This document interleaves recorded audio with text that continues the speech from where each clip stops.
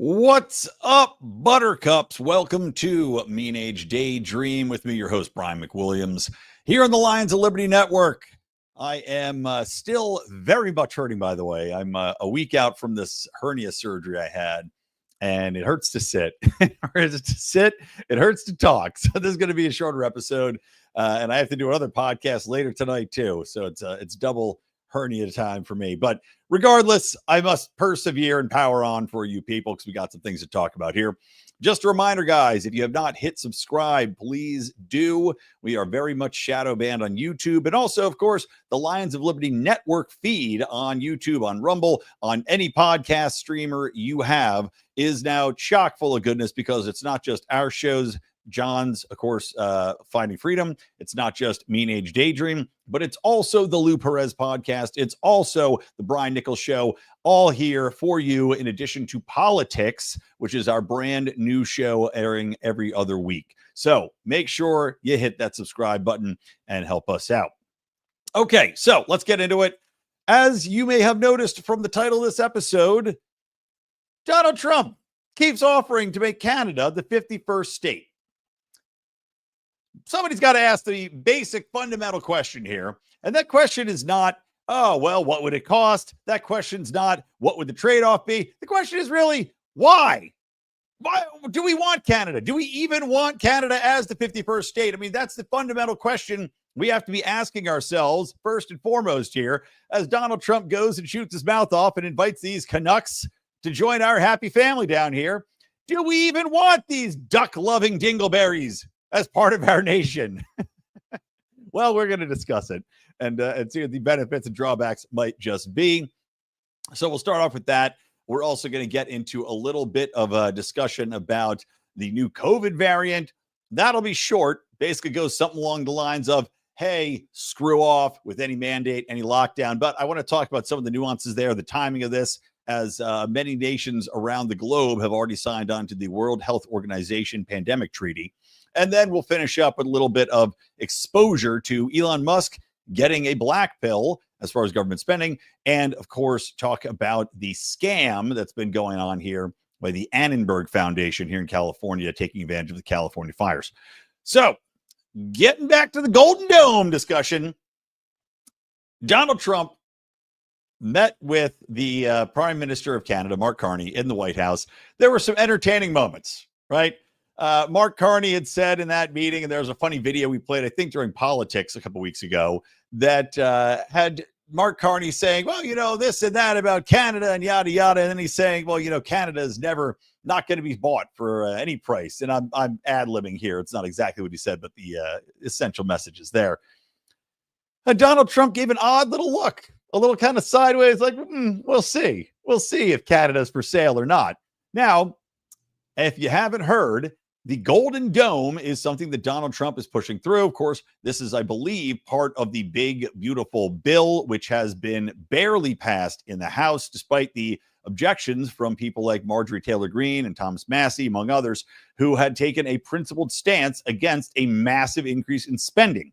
$4 trillion in spending in what is supposed to be a fiscally conservative government that's focused on cutting. And actually, you know what? I talked about going on Elon Musk later, but I'll talk about it now because it makes sense. Elon Musk just was interviewed and talked about how he's unbelievably disappointed that these Dodge efforts weren't codified, that Congress hasn't been pushed to vote on these measures in any way, shape, or form, and that now there's a new bill that's basically assuring that all these expenditures go forward and that we're spending more money. Elon, as I tweeted out earlier today, welcome to the club, pal. I mean, everybody gets blackpilled when you see what's actually happening here. There are not two parties in control of the United States. There is one uniparty in control of the United States that only exists to benefit itself and enrich themselves at the cost of American taxpayer money. They're essentially raping the system, and you can put forth the efforts. You can make sure that people know about the fraud, the abuse, the mismanagement, the exceptional spending, the deficits, the inflation rates. All of that is great. And again, what I said way back when it comes to Doge, because people were saying, well, Doge is just, it's cuts here and cuts there. And, they're not even going to be, put into effect. Congress has to do that. Yeah, you're right.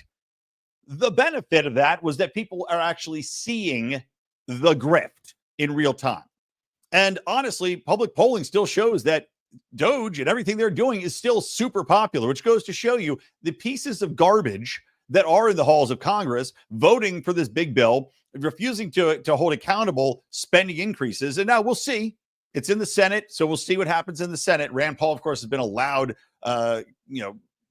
critic, along with, I think, Mike Lee and several others, of the spending bill.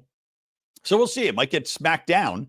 But the fact that the House will still push this forward and spend it, even though it's against the most popular public opinion, it almost reminds me of the Democrats continuing to push trans stuff and refusing gender-based bills on, women's sports, even though everybody hates having men in women's sports, they still push forward on this. Congress knows their constituents want the Doge cuts codified, and yet they still vote to push this crap forward. And then they complain about people like Thomas Massey. It's ridiculous. So Elon Musk, welcome to the club. Welcome to the reality. I appreciate everything the man's done. I hope that somehow this still goes back and gets pushed through to make these actual codified in law and to actually put these cuts into place. But as of right now, it doesn't look likely. I'll tell you that much. Anywho, the Golden Dome. This is Donald Trump's take on the Iron Dome, which, of course, America helps fund in Israel for whatever fucking reason. There's a new dome on the horizon, and it's not my big, beautiful dome right here. No, it's the Golden Dome. Essentially a larger scale version of what is in Israel, supposed to protect the United States, and essentially it could be extended to protect all of North America in theory. This is where Canada is getting brought into the picture here. Now, I will say this. As a principled libertarian who hates monetary spending in any way by the government, if there's one thing that I can say, all right, I would tacitly approve this, it would be a defensive system like a dome, like a Golden Dome, that would enable us to withdraw our troops, close the bases, and actually provide an insular defense rather than an empire-building offense, which is what we're operating currently. And I know everybody in the libertarian world that's super based will say, well, Brian, you shouldn't even have a standing military. We need to have individual privatized companies. Yeah, I get it. I get that philosophical bent. I'm here to tell you it ain't going to happen. So let's look at solutions that actually have a halfway point where most people can get behind them and say, okay, this makes sense as a defensive mechanism, as a bare minimum of spending. It's a defensive measure that can be put into place. So, okay, I get it. I understand it. It's not something I'd be completely against, especially if it's a trade-off that's going to dilute our efforts overseas and overall shrink the package, which hopefully it would do. So the question is whether or not this Golden Dome missile defense is going to protect just the United States or be extended into, say, a Mexico or a Canada. Now, of course, Canada being joined at the hip here makes a lot more sense. So Donald Trump has said, Canada, you want to be part of this big Golden Dome? Wonderful. Well, it'll cost you $61 billion. Now, I'm not sure if this is per year. I've seen a lot of different reporting. Let me look and see if it does. Yeah. It's just still cracking me up. I'm going to get around to him offering this 51st state stuff. So I keep saying $61 billion, but is that an overall or is that a yearly interest? Because it seems to me that it'll cost. So this is according to the president. It'll cost $175 billion US and be built in 3 years. There's no way in hell that's accurate. Other experts are saying it'll take closer to 20 years. That makes a lot more sense and costs as much as $1 trillion. Yes, that makes a hell of a lot more sense, doesn't it? Because there's no way in hell $175 billion, which I think is the cost of 2 current jet fighters, is going to pay for this Golden Dome.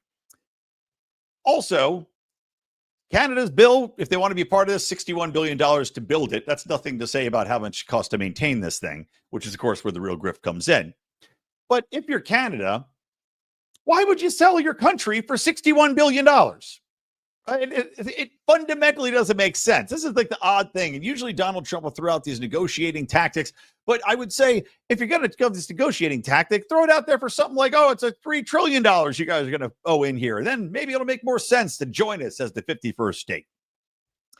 And there's a potential for maybe some Canadians to say, well, we always wanted to be part of America. Why not? Let's join it up. We've lost the benefits of being part of the British Empire. Clearly, there's zero benefits there other than authoritarianism and lies and gaslighting and mass immigration. And of course, having the royals and their pudgy fuck fingers flitting around and possibly diddling teenagers on your property. But the question is, do we even want, presuming that Canada would want to join us, do we want them?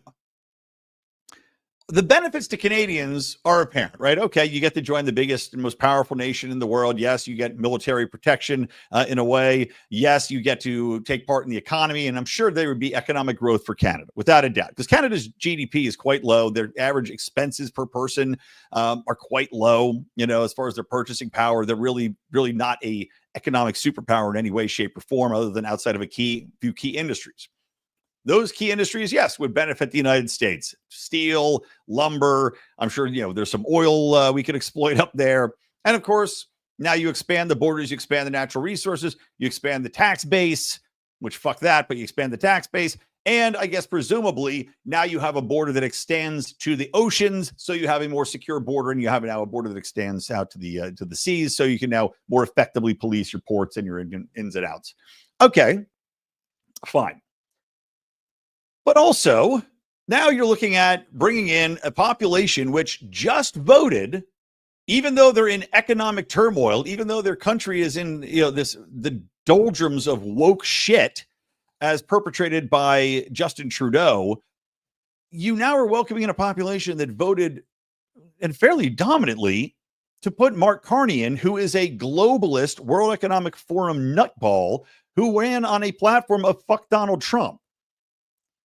Do you want to bring those people into the country? Do you want to add in that many multiple millions of people who are not lined with a free America, with a free speech, free market approach that we hold dear? Because it certainly seems that the majority of Canada at this point in time is full bore in line with more of the UK style censorship and authoritarianism. These are people that lock down their cities even harder than people locked down here during COVID, that were in full favor of utilizing the anti-constitutional measure of shutting people's bank accounts down where they dared to try to speak up during the trucker protests. And on top of that, let's not forget that Canada has all sorts of socialized horse shit that we don't want here. Socialized medicine in Canada, where these people are used to getting healthcare provided for free. It's not good healthcare. You still have people dying and waiting for 9 months to get a brain tumor removed from their brain that'll kill them in 3 months. That's still a big part and parcel of what's going on in Canada. So why would you think this is going to be an easy integration? Why would you think that these people are going to come and join in and not push for the most socialized garbage that's going to undermine what we're trying to do in America right now? We went to 20 years now of cultural revolution, of woke nonsense, of socialists gaining prominence in media, culture, government positions. You still got Bernie Sanders out there grifting. We finally are getting a cultural shift back to the norm, back to, hey, you know what? It's a good thing to have ambition. It's a good thing to make money. We don't want government regulations. We don't want government censorship. We don't want authoritarianism. We don't want to be told what we can and can't say at any given point in time and be canceled and have our jobs and our futures depend on that. We finally are fighting back, and you want to bring the fuck nuts in Canada down here to completely undermine that? No, thank you. No, thank you. Unless Alberta, which seems to be the only based state up there, wants to join us, sure, we'll take in Alberta. But let's not also forget that half the country, well, not half of it, maybe 1/3 of Canada just speaks pure French. No English. They hate the English language. They just want to speak French. They had several referendums on splitting off from Canada and becoming whatever, French Canada, whatever, blah, blah, blah, whatever the fuck it might be, which barely failed, if I remember the last time they did it. You don't think that once we make Canada the 51st state, there is not going to be an instantaneous rebellion where these people say we want to secede from the United States and create another version of French Canada right up here? I can guarantee you it'll happen overnight. So now you make them the 51st state, and now you're dealing with all this other line of crap you have to deal with, all these people trying to leave, and now you have a secession going on from a brand new addition to the United States. Do you want that? The answer is no. The answer is flat out no. Nothing about it makes sense. It's a stupid idea. Okay, moving on to our next topic here. So we talked about Elon briefly, depressing, of course, to see what happened to him. Let's talk about the new COVID variant, which has just been getting all the attention. And God, I don't remember what kind of variant, AB54291, whatever it might be. Who gives a flying shit? If you're a person out there concerned about COVID, you're a moron at this point in time. There's no efficacy of the vaccines. You saw that RFK Jr. just pulled vaccines for pregnant ladies and pregnant ladies. I emphasize that, not you pregnant men, and for children, because basically you're more dangerous than they are beneficial. And you're going to see a brand new wave of people wearing masks. Now, granted, some people never stopped. The people who basically had their brains completely destroyed by COVID, they're never going to stop wearing masks. This is just another excuse to virtue signal in an era when that seems to be still front and foremost for a lot of people. You know, some of us have gotten back to normal. There's still quite a large quotient of people. And don't forget, it's Pride Month too. So, coming up. So we're going to see a bunch more of that. But I'm already seeing the fear porn being pushed out by the mainstream media. So far, the reaction to this has been mockery, and that's what we want, right? Because there has to be enough of a groundswell, enough of a jaded populace towards what's going on with the World Health Organization, which we'll talk about momentarily with this new variant. There has to be enough of a groundswell for people to simply say never again. As we tweeted out from the LP account, we're already against the next lockdown. The Libertarian Party was embarrassing the last time COVID came about. Now, I was not a part of the Libertarian Party at that one time, or the leadership there. So, and neither was D'Angelo Picardo, for that matter. It was Nick Sarwark at the time, huge piece of shit. But they did nothing insofar as messaging, pushing back against the lockdowns, against the mandates, against the authoritarianism. They sit down and bent over and took it. And it was one of the most despicable, pathetic instances I've ever seen of a political party basically giving up on any principle that it might have ever stood for. Was the operation of the Libertarian Party during COVID. I can assure you we're not going to do that this time around. There'll be loud, vocal opposition, and this has got to be pushed through to every community in the United States. Cannot allow this. And hopefully under Donald Trump and having left the World Health Organization, that will be, well, I say left. Technically, we're still part of it because you have to give a year notice, and we have given that notice, but technically we're still part of the World Health Organization. However, we are not part of the Global Pandemic Treaty. And that's where these new variants, whether it be a new COVID variant or, disease X, which has been game played, what do they call it? Game strategy, whatever it might fucking be. That's been put out there already. Yes, what are we going to do about disease X forthcoming? But this pandemic treaty, if you haven't heard me talk about it before, essentially is a global treaty that has been signed by, 75% of the world's nations, including the UK just recently, which essentially gives over control of declaring lockdowns, pandemic measures, etc., to the World Health Organization. A government organization, or I say a non-governmental organization that completely botched the last COVID pandemic so badly, destroyed economies, destroyed lives, killed people needlessly, and then came out of it somehow thinking that they should be in charge of governing the next pandemic. And you had 75% of the world's nations somehow agree to that. Certainly seems like the people that fucked it up the last time shouldn't be trusted to do it this time, but yet it goes to show you it's not about the actual efficacy of the vaccines. It's not about the actual outcomes of any of the measures these people put into place, which now were all garbage. Masking was basically, and this is a former director of the CDC, acknowledged to be a form of social control. Because a mask, when you see a mask, it makes you want to distance from other people. That was it. It wasn't because it actually worked. We've seen the studies on studies on studies showing that these masks have done nothing. And then on top of that, you have all of these authoritarians basically looking at COVID as another way to control the populace, control the narrative. The United States, for example, used COVID as a reason to censor the internet. And then that bled into censoring election, and that led to censoring, quote unquote, extremism, and then quote unquote, white extremism. You name it, you got it.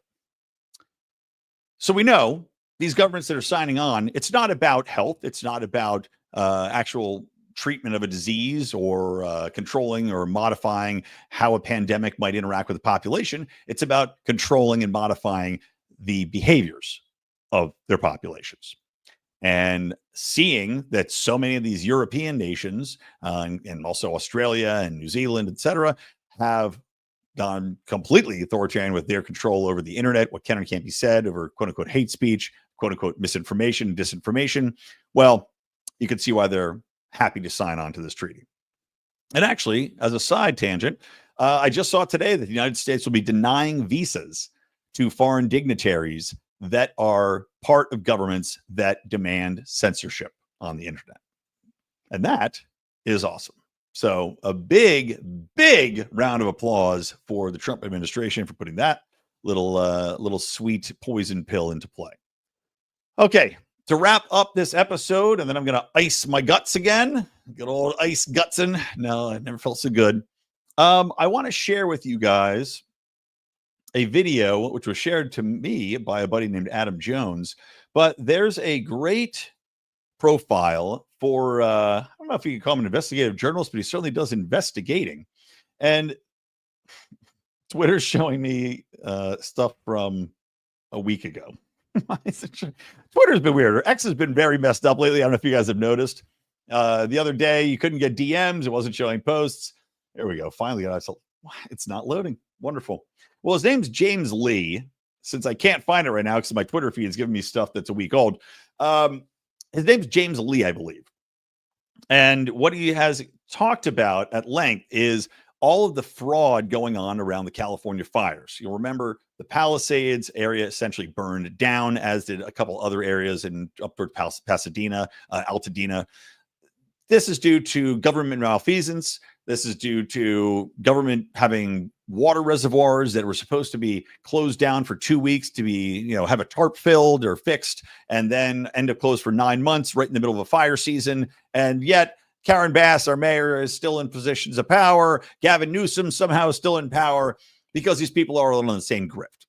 Now, what ended up happening after the fires is that Good Samaritans reached out. They donated time, they donated money, they donated clothing to all these different organizations, one of which is called the Annenberg Foundation. Now, they're a very, very large charity, and they do some good work. They give to different nonprofits. They do some work on their own. You'll see that certain shows will say that they're supported by the Annenberg Foundation. Great. Now, James did some research into, and this is publicly available, by the way. You find this on a couple of different websites, like it's like Gold Star or whatever it is, Charity Star. But they monitor, and also charities are required to put out public reports, how much of the funding per charity actually goes towards helping people versus administrative costs. Well, the Annenberg Foundation spends 67% of its money on administrative costs, including almost $1 million salary for its CEO, who, of course, is tight with Gavin Newsom, our shitbag governor. So the Annenberg Foundation put on a massive concert with all these stars, star-studded gala with Katy Perry and, Blink-182 and Machine Gun Kelly before he became super gay. These people all went up there. They sang for free. And they raised, God knows what, $100 million, let's say. The people of the Palisades have gotten zero of that. And this is now 6 months, 8 months, whatever it's been. It's been quite a long time. The money has not gotten through to anybody to help them in any way. Gavin Newsom is out there hilariously claiming that California gets stuff done because they opened the highway again.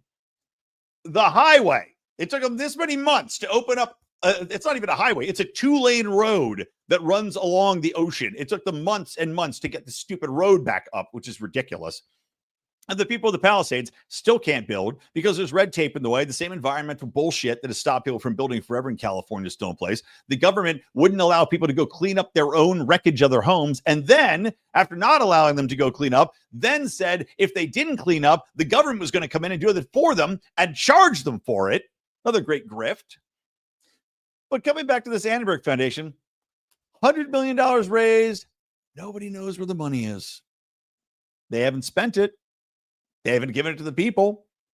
But it certainly is interesting to watch yet another hyper-progressive foundation that's tightly linked with government just simply be existing to give handouts to cronies, to give jobs to cronies, to keep people employed, to come out of the high schools, the Pepperdine universities, the USC alumni can come out there and they can get the jobs for their kids there at this grift of an organization that, of course, similar to much, like the George Soros of the world, the causes they do give to are predominantly going to be ultra left-wing causes that high up government officials want anyway. So anyway, one more grift in the bucket, guys, and I will grift you with my pitch for Patreon. So go join our Patreon. That's our grift. Patreon.com/Lions of Liberty or lionsofliberty.locals.com. Buddy Jason just said our locals was giving him the biz trying to join up. So if that's happening to you, let me know. And you can always go to Patreon. All right, that's it. Time for me to go hit the old dusty trail, lie down for a bit. From me, Brian McWilliams, from my herniated guts, from the Lions of Liberty Network, keep those electric eyes on me, babe, and keep that ray gun to my head. All right, I'll see you guys in a week. Bye-bye.